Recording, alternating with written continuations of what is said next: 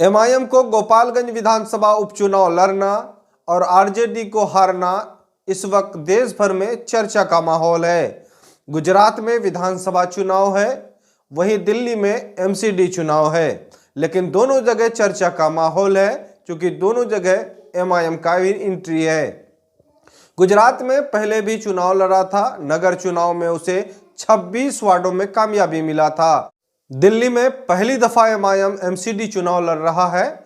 40 उम्मीदवार उनके चुनाव मैदान में होंगे, यानी 2 उम्मीदवारों का अब तक उन्होंने घोषणा कर दिया है।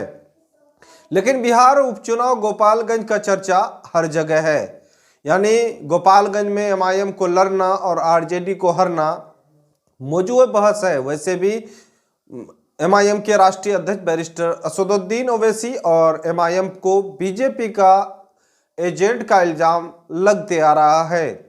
लेकिन इस वक्त बिहार में जो उपचुनाव हुआ, कम अंतराल में आरजेडी को हरना अब जो कहीं ना कहीं मौजूद बहस है। लेकिन इस वक्त बड़ा सवाल है कि आरजेडी को भी चाहिए कि एमआईएम से वो गठबंधन कर ले, क्योंकि इस वक्त एमआईएम जो है बिहार में मजबूत है। उनके 4 विधायक आरजेडी में जाने के बाद पार्टी सीमांचल से बाहर बड़ी मजबूती के साथ उभर रहा है और पहला उपचुनाव में आरजेडी को झटका लगना अब ये संकेत दे रहा है कि एमआईएम के साथ गठबंधन करने से बेहतर समीकरण उनका बन सकता है। क्योंकि बिहार में और उपचुनाव होना है, मुजफ्फरपुर में उपचुनाव होंगे और 2024 में लोकसभा चुनाव भी है।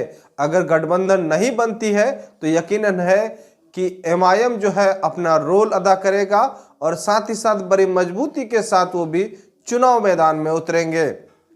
फिलहाल जिस तरह से देख रहे हैं कि सीमांचल के लोगों ने एक विकल्प के तौर पर एमआईएम को वोट दिया था और लगातार वो इसी मुद्दे पर वहां पर जीते कि यहाँ पर बाढ़ प्रभावित क्षेत्र है, नदियों से जो घिरा हुआ इस क्षेत्र में लगातार लोगों के ज़मीन तबाह हो रहे हैं। साथ ही साथ यहाँ पर शिक्षा, स्वास्थ्य का हालात बिल्कुल दयनीय है। यहाँ पर जो यहाँ के आवाज़ उठाने के लिए कोई नहीं है, इसी मुद्दे को लेकर बदलाव किया था और इसी बदलाव में तमाम तर सीटों में बीजेपी और उनके सहयोगी दल को ही हरा कर उसे कामयाबी मिला था। अब देखना यह है कि इस बार जो गोपालगंज विधानसभा उपचुनाव हुआ, उनके रिजल्ट के बाद कहीं ना कहीं चर्चा का माहौल